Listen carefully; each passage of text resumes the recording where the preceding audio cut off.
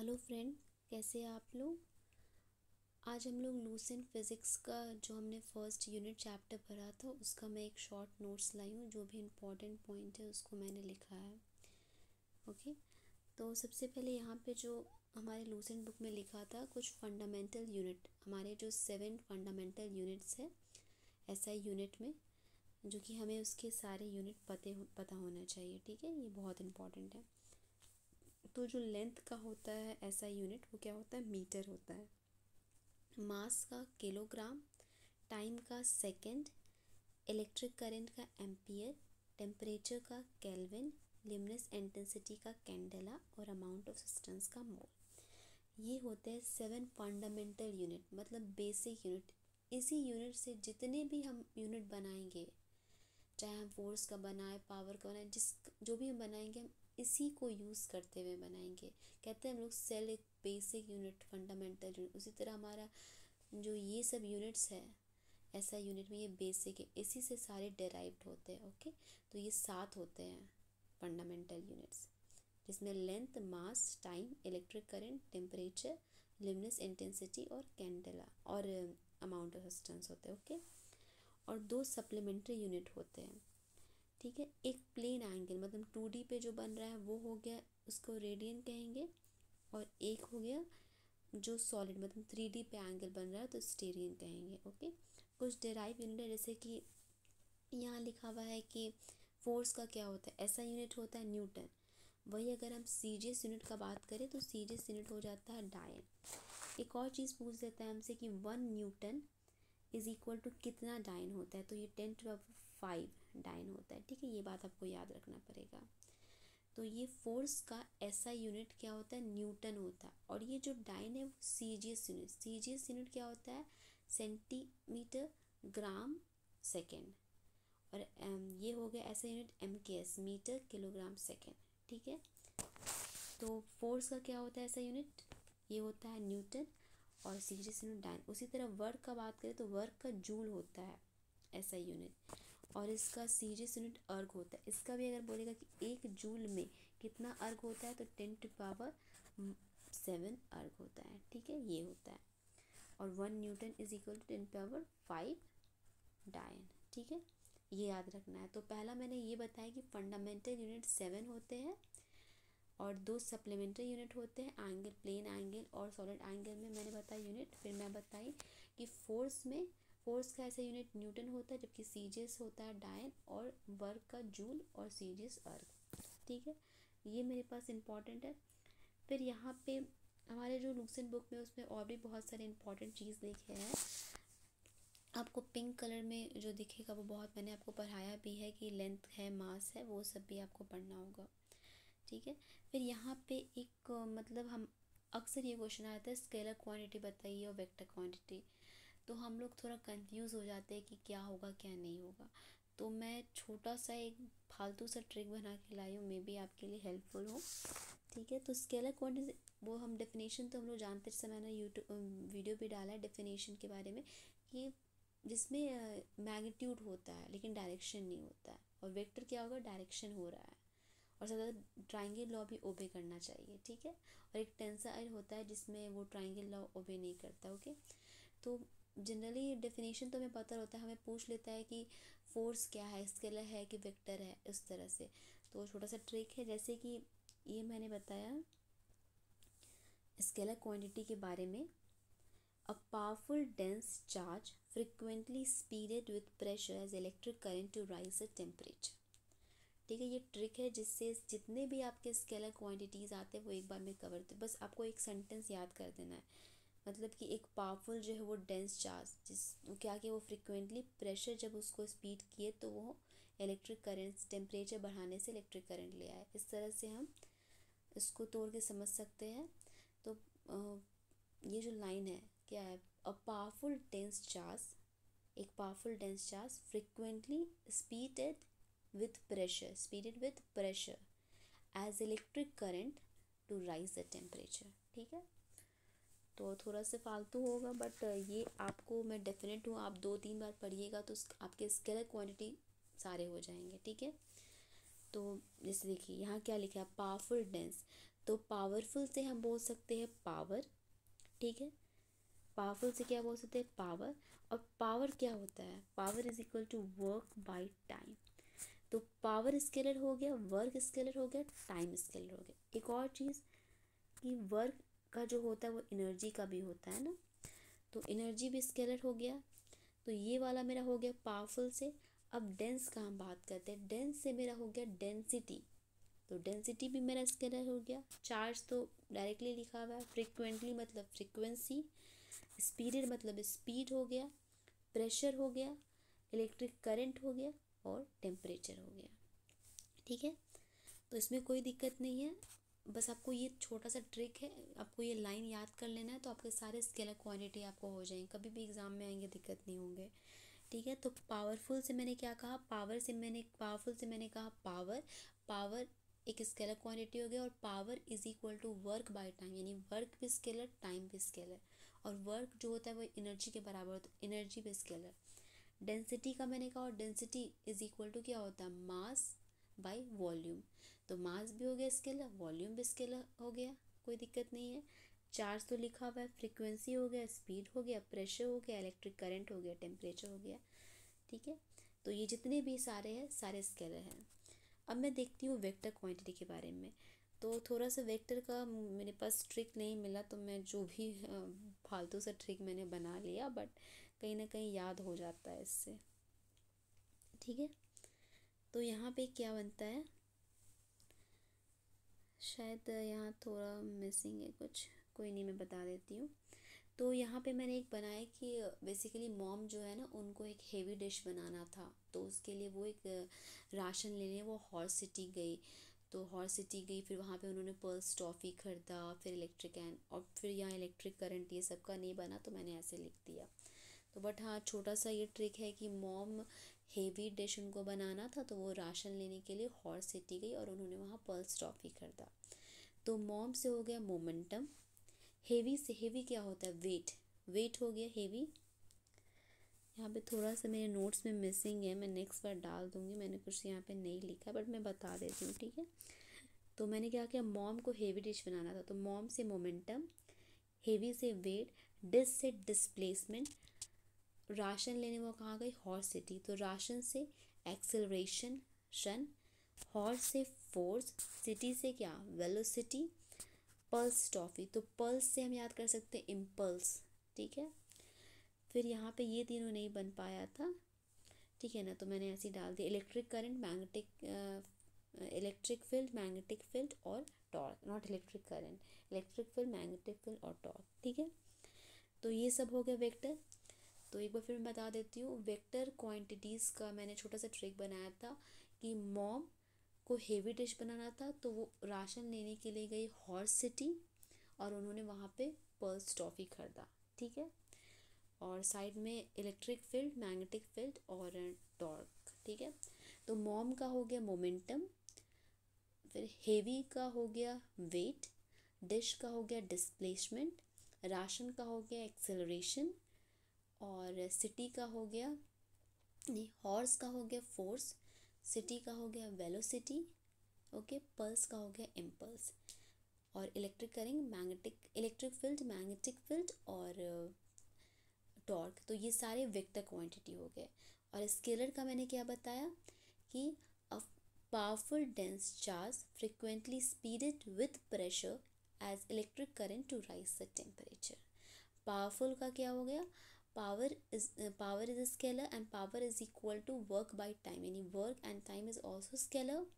Then work is equal to energy, then energy is scalar. Dense, dense मतलब density, density is equal to what, mass by volume, okay. फिर हमारा charge हो गया, frequency हो गया, speed हो गया, प्रेशर हो गया, इलेक्ट्रिक करंट हो गया, टेम्परेचर, तो ये सारे स्केलर हो गए, ये हो गए। अब टेंसाइल होते हैं जो दोनों को फॉलो कर देते हैं, कभी इसको स्केलर भी बोलते कभी ये भी, इसीलिए हम लोग टेंसाइल में डाल देते हैं। तो इसमें तीन चीज़ है, एक स्ट्रेस है, एक रिफ्रैक्टिव इंडेक्स है, एक हमारे मोमेंट ऑफ इनर्शिया हो गया, ठीक है। तो अभी तक हमने ये वाला पढ़ा कि फंडामेंटल यूनिट हो गए 7, सप्लीमेंट्री यूनिट, स्केलर और वेक्टर का मैंने छोटा सा ट्रिक बताया। यहाँ पे कुछ आपके इम्पॉर्टेंट जो आते ही आते हैं यहाँ पे, जैसे स्पीड हो गया, उसका क्या ऐसा यूनिट है, साथ में उसका क्या फॉर्मूला है, मैंने ये बताया, ठीक है। सबसे पहले आता है यहाँ पे स्पीड। तो स्पीड क्या होता है, डिस्टेंस बाई टाइम। तो distance is what, it's a length, तो मीटर पर सेकेंड। आपको मैंने यूनिट पे पहला डायमेंशन भी बताया था, तो वो डायमेंशन आप इससे कर सकते हैं। मीटर, मीटर है, देखिए हम लोग हमेशा MLT के फॉर्म में लिखते हैं। तो यहाँ पे M मतलब क्या है, मास है, तो मास तो कुछ नहीं है, तो ज़ीरो कर दिए। L मतलब क्या हुआ, लेंथ, मतलब मीटर क्या है, L 1 है। और सेकंड क्या हो गया, सेकंड टाइम, बट ये नीचे साइड है तो ऊपर गया तो -1। तो ये इसका डायमेंशन हो गया इस तरह से, ओके। फिर हम देखते हैं, तो वैल्यू मैंने स्पीड का क्या बताया, डिस्टेंस बाई टाइम, और इसका क्या होगा, ऐसा यूनिट मीटर पर सेकेंड। उसी तरह अगर सेकेंड आए तो वेलोसिटी का क्या होता है, डिस्प्लेसमेंट बाय टाइम, तो इसका भी लेकिन ऐसा यूनिट सेम होता है, मीटर पर सेकेंड, क्योंकि डिस्टेंस और डिस्प्लेसमेंट दोनों का मीटर होता है, ओके। फिर हमारा आता है यहाँ पे एक्सेलरेशन, जो कि हमारा, देखिए यहाँ पे थोड़ा सा मैंने थोड़ा सा गलती में लिख दी, इस तरह से होगा, मीटर पर second square, okay, 1 minute, metre पर सेकेंड स्क्वायर होगा, ठीक है ना। थोड़ा सा मुझे लिखने में ये हो गया था, ओके। तो एक्सेलरेशन का मीटर पर सेकेंड स्क्वायर होता है। और एंगुलर वेलोसिटी क्या होता है, एंगुलर वेलोसिटी को हम इस तरह से डिनोट करते हैं, इस तरह से। तो क्या होता है, थीटा बाई टाइम, तो थीटा को हम लोग रेडियन बोलते हैं और टाइम को हम लोग सेकेंड बोलते हैं, तो एंगुलर वेलोसिटी रेडियन पर सेकेंड हो गया। मोमेंटम क्या हो गया, मास इनटू वेलोसिटी हो गया, तो मास क्या होता है, मास बेसिकली हो गया kg, और वेलोसिटी का भी मैंने बताया, तो इस तरह से हो गया हमारा इम्पल्स। इम्पल्स क्या होता है कि फोर्स इनटू टाइम, एक बहुत बड़ा फोर्स हम लगा रहे हैं बहुत कम टाइम के लिए, इम्पल्स जिसे मैंने बताया था, तो इसका न्यूटन हो गया फोर्स का, और टाइम का सेकंड हो गया। फिर मोमेंट ऑफ इनर्शिया टॉर्क, जो कि फोर्स होगा और फिर एक डिस्टेंस होगा, फोर्स इनटू डिस्टेंस, तो न्यूटन मीटर हो गया। फिर वर्क का हो जाएगा फोर्स इनटू डिस्प्लेसमेंट, यानी कि हम कह सकते हैं कि जूल इसका रहता है, और एनर्जी और हीट का भी जूल होता है, ठीक है। फिर पोटेंशियल एनर्जी का mgh हो गया, काइनेटिक एनर्जी का हाफ mv स्क्वायर, ये क्या है, mv v स्क्वायर, इसको समझिएगा, ठीक है, नीचे नहीं है, ठीक है। फिर पावर का क्या हो जाएगा, पावर का बेसिकली होता है जूल पर सेकेंड, या पावर का क्या होता है, power is equal to work by time, यानी वर्क का होता है जूल, तो जूल पर सेकेंड, ठीक है। यहाँ बोल सकते हैं वॉट, तो पावर का ऐसा यूनिट वॉट होता है, और जूल पर सेकेंड। तो एक ये भी पूछा है, एक वॉट इज इक्वल टू कितना हॉर्स पावर होता है, तो 746, ठीक है, ये 746 होता है, ओके। फिर यहाँ पे हमारा ग्रेविटेशन है, नेक्स्ट चैप्टर। तो इसमें सबसे पहले मैंने बताया था कि न्यूटन्स लॉ ऑफ ग्रेविटेशन के बारे में, कि ये क्या है, न्यूटन्स लॉ ऑफ ग्रेविटेशन। तो दो बॉडी के बीच में जो फोर्स है वो डायरेक्टली प्रोपोर्शनल है उस बॉडी के मासेस के प्रोडक्ट के, और इन्वर्सली प्रोपोर्शनल है डिस्टेंस वो दोनों के स्क्वायर के। तो यहाँ पे लिखा है, ठीक है, तो हम बोल सकते हैं कि F is equal to G m1 m2 by R square, ठीक है, ये है। तो m1 एक बॉडी का मास हुआ, m2 दूसरे बॉडी का मास हुआ, या हम बोल सकते हैं कैपिटल M स्मॉल m से मैंने डिनोट किया है। फिर यहाँ पे G क्या होता है, ये यूनिवर्सल ग्रेविटेशनल कांस्टेंट होता है, इसका वैल्यू 6.67 इंटू 10 पावर, यहाँ पे क्या है 10 टू द पावर -11, इस तरह से है, ठीक है, न्यूटन मीटर स्क्वायर, ओके। और ग्रेविटी क्या होता है, जो ग्रेविटेशनल फोर्स अर्थ लगा रहा है उसको ग्रेविटी कहते हैं। उसी तरह एक्सेलरेशन, जो एक्सेलरेशन ग्रेविटी का वो लगा रहा है अर्थ, उसको कहते हैं, इसका वैल्यू लिखा है, 1 मिनट। फिर यहाँ पे कुछ लिखा हुआ है कि जी का वैल्यू तो 9.8 है, बट कुछ जगह जो है इसका वेरिएशन होता है, जैसे कि अगर हम देखें कि अर्थ, जैसे कि पहला हमारे कह रहा है कि अगर ये अर्थ है तो हमारे हाइट पे जाओ या डेप्थ पे जाओ, तो दोनों में जी का वैल्यू डिक्रीज़ करेगा। दूसरा अगर हम बताएं तो हमारा जो पोल पे है इस पे जी का वैल्यू जो है वो मैक्सिमम रहता है, लेकिन इक्वेटर पे दिस साइड वो हमारा मिनिमम रहता है। दैट्स वाई हम लोग सैटेलाइट को लॉन्च करते हैं तो इक्वेटर से करते हैं, ठीक है। उसके बाद अगर हम बात करें कि एंगुलर स्पीड जो है वो अगर बढ़ेगा तो जी का वैल्यू डिक्रीज़ करेगा, और अगर रोटेशन अर्थ का होता है तो जी का वैल्यू डिक्रीज़ करेगा, और साथ ही साथ एंगुलर वैल्यू स्पीड जो मैंने कहा अर्थ का अगर 17 टाइम बढ़ जाता है ना, तो इक्वेटर पे जो बॉडी उसका वेटलेस हो जाएगा। ठीक है, फिर यहाँ पे कुछ चीज़ लिखा है कि हमारा लिफ्ट में कैसा बॉडी वेट रहता है। तो मैंने यहाँ पे भी 4-5 पॉइंट मैंने बताया कि यहाँ पे आप देख सकते हैं कि अपरेंट वेट जो है वो ट्रू वेट के इक्वल रहेगा किस कंडीशन में, अगर लिफ्ट जो है वो यूनिफॉर्म स्पीड में चल रहा है, या फिर और फॉर नहीं होगा और होगा, या रुका हुआ है। ठीक है, दूसरा मैंने ये बताया कि ज़्यादा होगा अपरेंट वेट ट्रू वेट से अगर ऊपर जा रहा है। ठीक है, तीसरा मैंने बताया कि अपरेंट वेट कम होगा अगर वो नीचे आ रहा है, गोइंग डाउन। और फिर मैंने बताया कि वेट जो है बॉडी का ज़ीरो रहेगा, यह वेटलेस रहेगा अगर रस्सी टूट गया और वो गिर गया नीचे। और पांचवा ये मैंने बताया कि अगर एक्सेलरेशन ड्यू टू ग्रेविटी उससे ज़्यादा एक्सेलरेशन लिफ्ट का ज़्यादा हो, तब क्या होगा, हमारा जो बॉडी है वो सीलिंग ऑफ लिफ्ट से टकरा जाएगा। ठीक है, फिर यहाँ पे कैपेलर्स लॉ ऑफ प्लानिटरी मोशन है।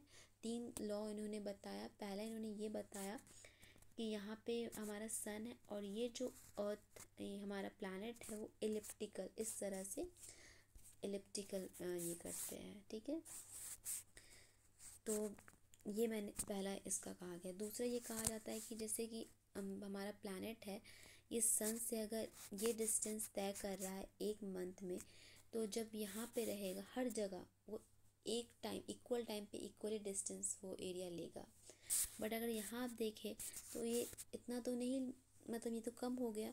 तो उन्होंने ये भी कहा कि जब वो प्लैनेट जब है सन के पास आएगा तो उसका स्पीड जो है वो बढ़ जाएगा।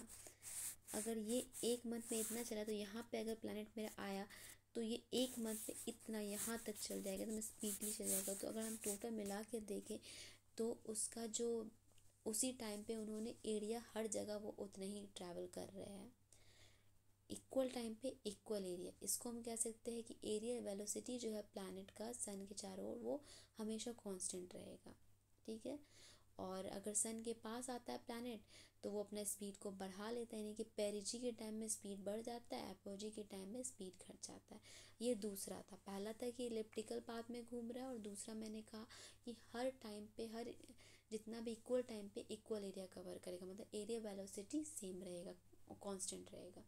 थर्ड ये मैं बता रही हूँ कि जो प्लैनेट का जो टाइम पीरियड है रिवॉल्यूशन का सन के चारों ओर, उसका स्क्वायर वो हमेशा डायरेक्टली प्रोपोर्शनल रहेगा जो सन और प्लैनेट के बीच में जो भी डिस्टेंस है उसको क्यूब के। ठीक है ना, तो मतलब अगर ज़्यादा डिस्टेंस है, मतलब ठीक है, यानी कि ये डिस्टेंस हुआ रेडियस।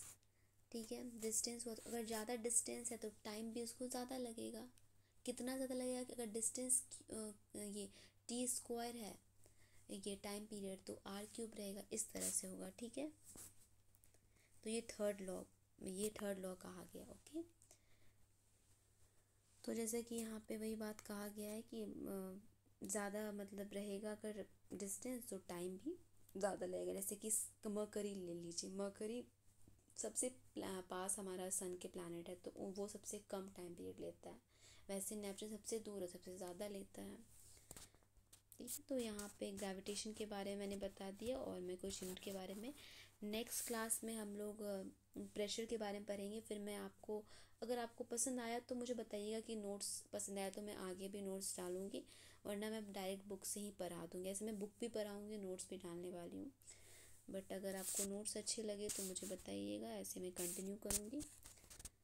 ओके, पसंद आए तो लाइक सब्सक्राइब ज़रूर कर दीजिएगा, मुझे भी उससे अच्छा लगेगा, मैं मोटिवेट होंगी। Okay, thank you, bye bye.